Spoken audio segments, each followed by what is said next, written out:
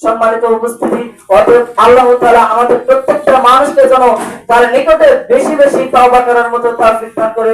সকলে বলে আল্লাহুম্মা আমিন।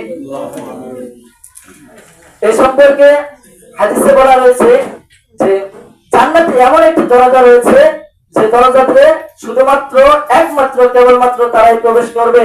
জান্নাতটি সেই জান্নাতের দরজাটির নাম হচ্ছে রাইয়ান নামক দরজা। এই রাইয়ান নামক দরজাতে শুধুমাত্র রমজানের সিয়াম পালনকারী ব্যক্তিরাই সেই দরজা দিয়ে প্রবেশ করতে পারবে।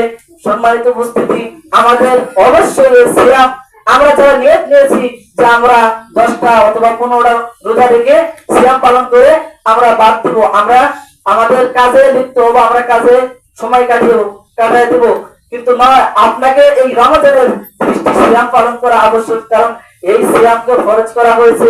আপনি যদি এই সিয়াম পালন করেন তাহলে আপনি ওই রাইয়ান নামক দরজা দিয়ে প্রবেশ করতে পারবেন। আপনি ওই রাইয়ান নামক দরজা দিয়ে প্রবেশ করতে পারবেন। অন্য কোনো ব্যক্তি, অন্য কোনো বান্দা এই দরজাতে প্রবেশ করতে পারবে না, এই দরজাতে ঢুকতে পারবে না। অতএব আপনাকে অবশ্যই এই রমজানের 30টি সিয়াম পালন করা আবশ্যক। আপনি যদি রমজানের সিয়াম পালন করেন তাহলে আপনি ওই রাইয়ান নামক দরজাতে প্রবেশ করতে পারবেন।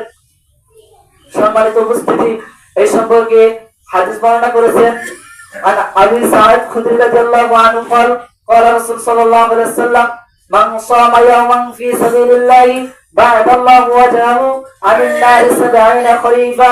আবু সাঈদ খুদরি রাদিয়াল্লাহু তাআলা আনহু বলেন, রাসূল সাল্লাল্লাহু আলাইহি ওয়াসাল্লাম বলেছেন, যে ব্যক্তি আল্লাহর সন্তুষ্টির জন্য, যে ব্যক্তি আল্লাহর ভালোবাসার জন্য, যে ব্যক্তি আল্লাহকে রাজি খুশি করার জন্য রমজানের একদিন সিয়াম পালন করবে, আল্লাহ তাআলা তার চেহারাকে জাহান্নামের আগুন হতে ৭০ বছরের পর দূরত্ব রাখবেন।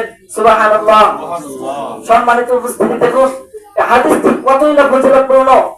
আল্লাহ তাআলা বলেছেন, যে ব্যক্তি আমাকে ভালোবাসে, আমাকে রাজি খুশি করার জন্য রমজানের একদিন সিয়াম পালন করবে, তার চেহারাকে আমি জাহান্নামের আগুন হতে ৭০ বছরের পর দূরত্ব রাখবো। সম্মানিত উপস্থিতি, ৭০ বছর আজকালের কথা নয়, ৭০ বছর অনেক দিন। এই দিনগুলো পার হতে অনেক বছর কেটে যাবে।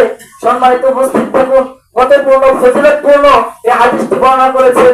হাদিসটি হচ্ছে সহিহ বুখারী 2840 নম্বর হাদিস। সম্মানিত উপস্থিতি, এই হাদিস থেকে আমরা বুঝতে পারি যে আমরা যদি